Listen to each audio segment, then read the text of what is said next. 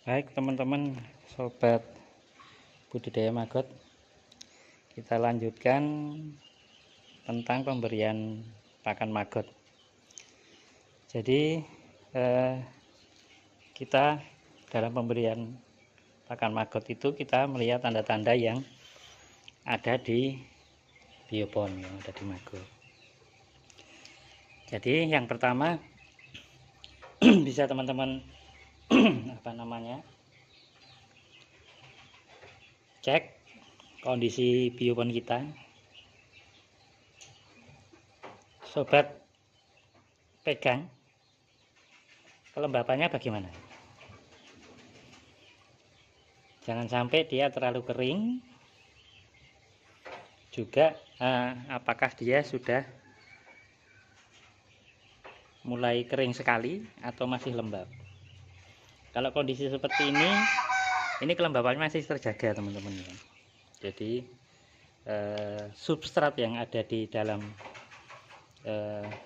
biopon ini istilahnya, kalau maggot pakannya masih ada yang bisa diurai oleh maggot. Jadi kalau kondisi seperti ini dibiarkan saja dulu teman-teman. Jadi biarkan dia agak mulai mengering, baru nanti ditambah dengan pakan yang baru.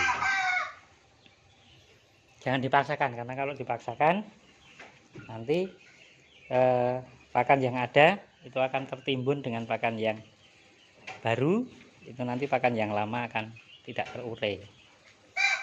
Nanti akan keluar hewan kecil, atau kalau saya menyebutnya itu gurem. Jadi itu musuh utamanya maggot. Jadi kalau ada guremnya, nanti dia akan ngeroyok maggotnya, dan maggotnya lama-kelamaan akan mati. Kita lihat di biopon yang lain, oh kelembapannya masih. Jadi kalau kelembapannya masih bagus, didiamkan dulu, tidak usah diapa-apain.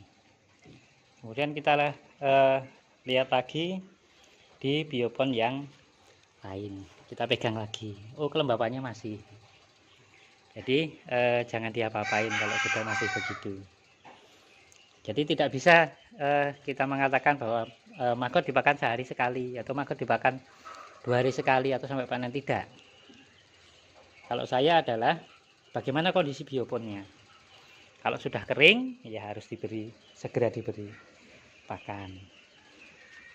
Jadi antara satu biopon dengan biopon yang lain akan berbeda tingkat kekeringannya. Kadang sama, kadang berbeda. Walaupun dalam pemberian pakannya itu kita bersamaan. Kenapa bisa begitu? Populasi maggot yang ada di biopon itu antara satu biopon dengan biopon yang lain tidak sama. Jadi itu tergantung daya tetas. Jadi yang mempengaruhi banyak. Sebagai gambaran begini teman-teman, 1 gram itu bisa menghasilkan kurang lebih sampai 50.000 ekor maggot. Kalau 20.000 ekor saja yang menetas, itu sudah kelihatan banyak teman-teman. Makanya kita pun tidak bisa mengukur apakah itu berhasil jadi banyak atau tidak, itu kita tidak bisa mengukur seperti itu. Kemudian kita lihat biopon yang lain, oh ini sudah mulai kering. Jadi tandanya seperti ini, kering ya teman-teman, kering ya. Ini sudah bisa diberikan pakannya. Kemudian kenapa kasutnya masih tinggi? Ini karena saya menggunakan media ampas kelapa. Kalau ampas kelapa itu kalau kita tidak berikan cairan yang banyak, dia masih tetap ampas kelapa seperti itu. Nanti lama-kelamaan kalau diberi pakan, diberi cairan, itu akan terurai sendiri. Gitu teman-teman. Jadi kalau sudah posisinya begini, maka akan kita berikan pakan. Jadi kalau saya di farm saya di biopon maggot itu pasti ada pakan yang tersedia. Artinya kondisi bioponnya seperti apa, kalau dia diperlukan pakannya, dia sudah tersedia. Ini teman-teman, jadi nanti akan kita berikan pada biopon yang sudah mulai kering. Pemberian pakannya gimana?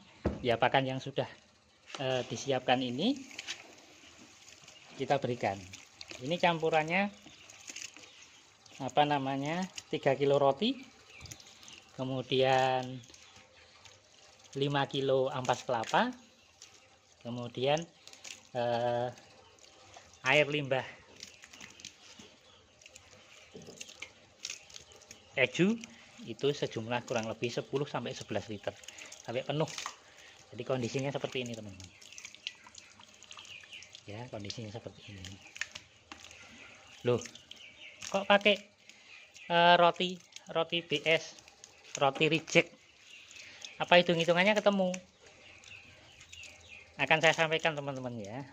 Kita berikan pakannya dulu, kemudian nanti akan saya berikan gambaran dalam perhitungan konversi pakan yang untuk maggot nanti akan terkait semuanya. Jadi itu bisa menjadi referensi teman-teman, apakah pakan yang kita berikan walaupun itu dengan mengeluarkan uang tertentu, itu dia masuk hitungan dalam budidaya maggot atau tidak.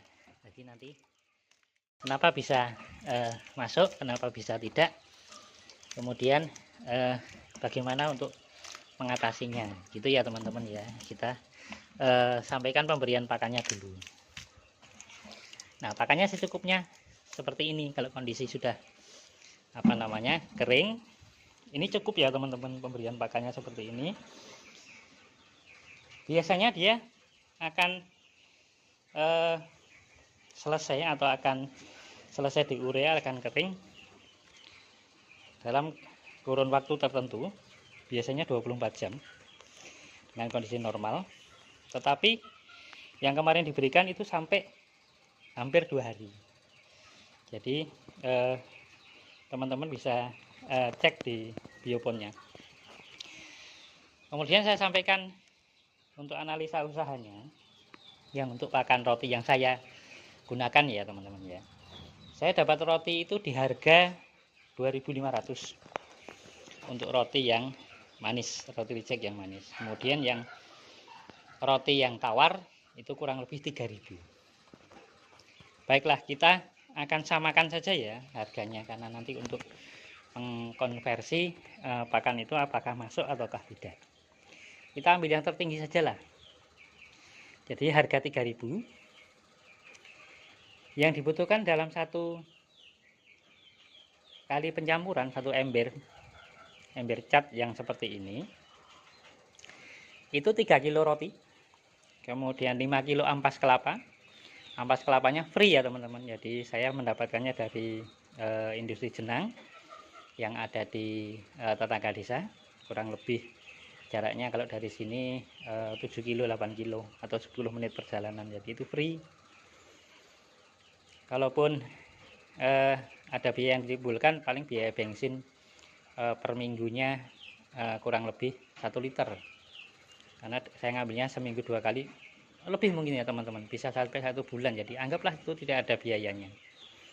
Kemudian limbah keju yang bentuknya cair itu saya diantarkan dari pabriknya langsung ke sini, jadi bisa dikatakan itu free. Kemudian kita masuk ke perhitungannya. 3 kilo roti dikalikan 3.000 berarti 9.000, ditambah dengan 5 kilo ampas kelapa, nggak ada biayanya. Kemudian 10 liter limbah keju itu juga nggak ada biayanya. Yang kita dapatkan kurang lebih 20 kilo ya teman-teman, 20 kilo pakan yang siap diberikan ke maggot. 9.000 dibagi 20 ketemunya 9.000 dibagi 20 bagi 2 dulu, berarti kan 4.500, kemudian dibagi 10-nya, kurang lebih per kilo pakan yang siap diberikan ke maggot itu adalah 4.500. Oke, dengan biaya operasional bensin tadi yang untuk mengambil ampas kelapa misalnya ya, jadi 10.000 lah, berarti per kilonya Rp500. Berapa kilo yang dibutuhkan pakan untuk menjadikan 1 kilo maggot? Yang biasa saya pernah hitung bahwa satu biopon ini memerlukan kurang lebih 20 kilo pakan siap diberikan ke maggot. Artinya dalam satu biopon ini saya bisa menghasilkan 10 kilo maggot dengan pakan kurang lebih 20 kilo. Berarti 2 kilo pakan menghasilkan 1 kilo maggot. Artinya per kilo pakan tadi dengan harga Rp500, berarti 1 kilo maggot membutuhkan berapa rupiah? Rp1.000. Artinya biaya operasional untuk pakan maggot adalah Rp1.000. Kemudian kita hitung lagi telur. Misalnya kita tidak produksi sendiri. Kalau kita produksi sendiri itu tidak dihitung ya. Tapi kalau dihitung, oke lah teman-teman, saya beli kok. Oke, harga bervariatif antara 2.500 sampai 3.000. Ambil yang tertinggi saja. Rp3.000 per gram telur. Ini hanya sebagai perhitungan ya teman-teman. 1 gram telur saya biasanya bisa menghasilkan 2 kg maggot. Artinya dalam 1 kg maggot itu ada biaya untuk pembelian telur adalah Rp3.000 dibagi 2 sama dengan 1.500. 1.500 ditambah dengan 1.000 pakan yang kita berikan, ketemunya 2.500. Artinya 1 kilo maggot kita itu ada beban biaya 2.500. Kemudian harga jualnya tergantung di wilayah teman-teman sekalian. Kalau saya di lokalan itu biasa dengan harga 8.000. Artinya kalau dijual dengan harga 8.000, biaya operasional kita 2.500, kita masih punya laba 5.500. Begitu kira-kira perhitungannya teman-teman. Itu yang ada di tempat saya. Bagaimana kalau pakai SOD atau limbah resto? Baiklah, teman-teman misalnya mendatangkan limbah resto itu 1 ember ini dengan harga 10.000 karena bervariatif. Ada yang 7.000, ada yang 8.000, ada yang 12.000, ada yang 10.000. Kita ambil tengah-tengah saja lah, 10.000. Bagaimana membuatnya? SOD atau limbah resto tadi yang 1 ember itu kita bagi 2. Setelah kita bagi 2, kita encerkan lagi dengan air. Yang 1 dibagi 2, anggaplah itu jadi 10 kilo, kita encerkan dengan air, jadikan 20 kilo lagi teman-teman. Kalau harga 10.000, kita dapat 2, berarti kan separuhnya kan berarti 10.000 itu kita dapat 2 ember. 2 ember itu berarti yang 1 ember 5.000, jadi 20 kilo. 20 kilo itu kalau 20 berarti per kilonya Rp250. Kalau Rp250, biasanya SOD kalau dengan pemberian air 50% itu kurang lebih 2-3 kilo. Oke lah, kita ambil yang tertinggi 2 kilo, 3 kilo. Per kilonya 250. Ditambah dengan biaya telur yang 1.500 ditambah dengan 750 rupiah, ketemunya 2.250. Itu biaya yang dikeluarkan untuk menghasilkan 1 kilo maggot. Kalau dijual seperti saya di harga 8.000, berarti labanya adalah 5.250. Lebih tinggi dari kalau diberikan pakan roti yang campuran saya tadi. Kalau roti, apa keuntungannya? Dia tidak bau, Bapak Ibu, teman-teman. Tapi kalau SOD, sampah dari resto, itu menimbulkan bau. Walaupun sudah jadi maggot, baunya itu tidak akan hilang. Walaupun tidak menyengat sekali, tetapi lumayan bau juga. Juga di lingkungan farmnya ini akan cium bau amoniak yang tinggi pakan kita dari limbah res. Itu sebabnya saya menggunakan roti, karena di lingkungan farm Gotsa itu bau juga sangat berkurang. Perhitungannya seperti yang saya sampaikan tadi, gambarannya seperti itu. Loh, bagaimana kalau dengan sayur dan buahnya yang besar? Sayur itu pengalaman yang pernah gunakan untuk maggot itu 5 kilo sayur itu menghasilkan 1 kilo maggot. Artinya tidak ada biaya, berarti operasional kita hanya 1.500. Bisa dihitung kalau harga jualnya 8.000, biayanya hanya 1.500, kan berarti labanya ada di angka 6.500. Tinggi. Tapi ada risiko yang yang ikut di budidaya maggot itu adalah kita harus mencari sayuran lebih banyak daripada kita menggunakan roti maupun sampah organik dapur. Baunya tidak begitu menyengat, tapi kondisi maggot kita itu basah sekali, jadi pemanenannya akan sulit, teman-teman ya. Itu gambarannya. Nah, saran saya gunakan pakan yang ada di sekitar teman-teman. Kemudian apa yang mudah di situ, kemudian nanti bisa diberikan ke maggotnya. Saran saya jangan yang berserat. Contohnya limbah ampas ketela itu tidak bisa, karena maggot akan mengurai lebih dari 2 hari atau 3 hari baru terurai, karena dia mengandung serat. Jadi usahakan yang tidak mengandung serat gitu. Kalau teman-teman masih bingung, silahkan sampaikan ke saya di kolom komentar. Mudah-mudahan saya bisa bantu untuk menganalisa limbah atau sampah yang ada di sekitar teman-teman atau sobat sekalian. Kalau nanti diberikan ke maggot bagaimana? Silahkan teman-teman, saya terbuka untuk memberikan informasi, memberikan pencerahan kepada teman-teman di kolom komentar. Silahkan nanti di video selanjutnya atau lewat balasan di komentar itu akan saya berikan jawaban yang mudah-mudahan bisa membantu teman-teman dalam mengatasi pakan maggot itu. Gitu teman-teman, dalam pemberian pakan maggot untuk selanjutnya.